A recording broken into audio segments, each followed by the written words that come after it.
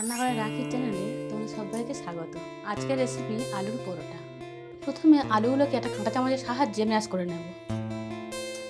সিদ্ধ আলুগুলো ম্যাশ করে নিয়েছি। আলুর মধ্যে দিয়ে দেবো 1 বাটি ময়দা, তার মধ্যে লবণ, দিয়ে দেবো চিনি, দিয়ে দেবো সাদা তেল। ময়দাটা ভালো করে মিশিয়ে নেব। ময়দাটা মাখানো হয়ে গেছে। আলুর পরোটা দিয়ে খাওয়ার জন্য আমি একটা চাটনি বানিয়ে নেব। তার জন্য নিয়েছি ধনেপাতা, টমেটো, পেঁয়াজ কুচি, কাঁচা লঙ্কা, রসুন। এগুলোকে পেস্ট করে নেব। প্রথমে ময়দা কেটে লেচি করে নেব।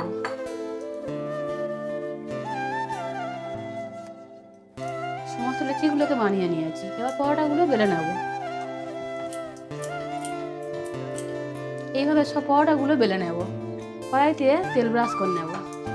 পরোটা দিয়ে দেব।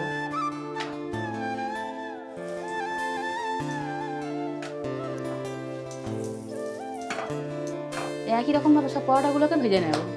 পরোটাটা ভাজা হয়ে গেছে, এবার তুলে নেব। ধনেপাতার চাটনিটা করে নিয়েছি, এর মধ্যে দিয়ে দেবো অর্ধেক লেবুর রস। এরপর দেবো স্বাদ মতো লবণ, দিয়ে ভালো করে মিশিয়ে নেব। আলুর পরোটা দিয়ে খাওয়ার জন্য চাটনি একদম রেডি। রেসিপিটা কেমন লাগলো কমেন্ট করে জানিও। পুরো ভিডিওটা দেখার জন্য ধন্যবাদ। আর তোমরা সুস্থ থেকো, ভালো থেকো।